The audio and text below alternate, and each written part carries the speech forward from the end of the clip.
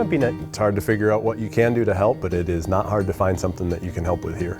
Angie Huizinga and Joel Fraser's journey with the Humane Society of West Michigan started like most do.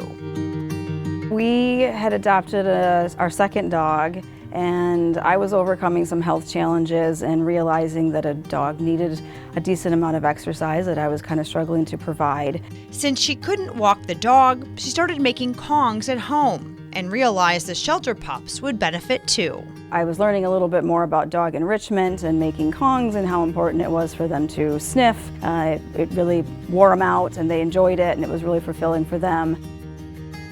Then I started dog walking, and then I roped you in very quickly after that. Just in the last year, these two have volunteered nearly 500 hours combined. One of the greatest things about this place is there's always something to do. I'll be at home sometimes kind of looking around at projects going like, I don't know where to start and what to start on. It's like, I can go to the shelter and do anything and it's help. And that feels so good to be able to give back.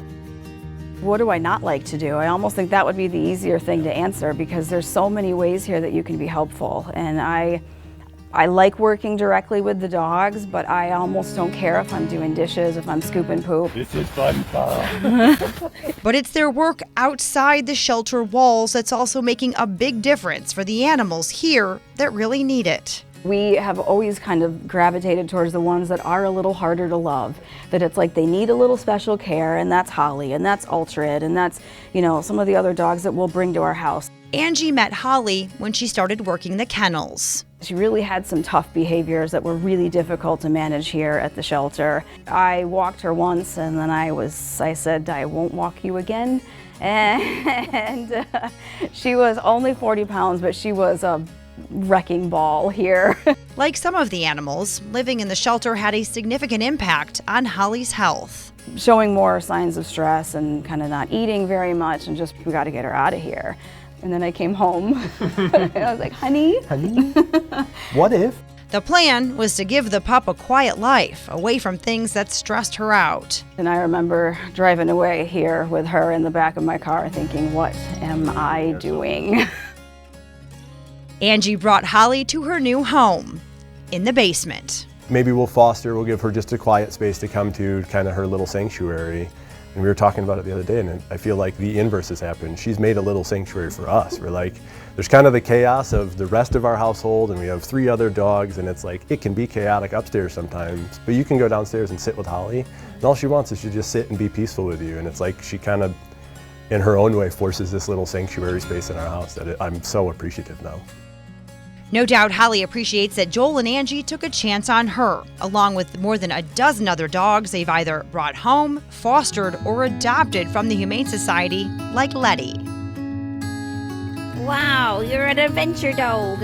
Angie and Joel stepped up and took their own personal time to take this highly stressed out dog out of our shelter environment. It was beyond impactful for Letty, and just a couple days later, Letty actually was able to find her forever home. And a new move will bring even more opportunity to give.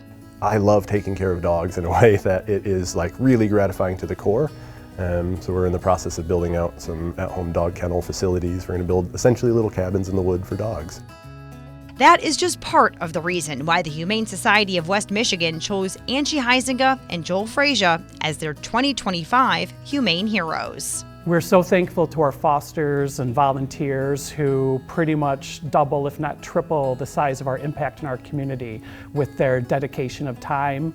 And we're just so thankful to Angie and Joel for the resources that they provide us through their dedication of time. We do appreciate the recognition, but it is so nice in such a way that it's hard to even put words to, having something in the community where hope can just spring eternal from, where there is all of this combined resource, this combined effort that you can jump on board and say like, I want to help, what can I do? Put better into the world, make things easier, make things kinder, reach for humane and love. It's so easy to make an impact here and to make it better for the dogs. If we didn't show up, it's a whole lot sadder. And so we need the donors, we need the people showing up, we need the community to care, because without it, we're only 2 people.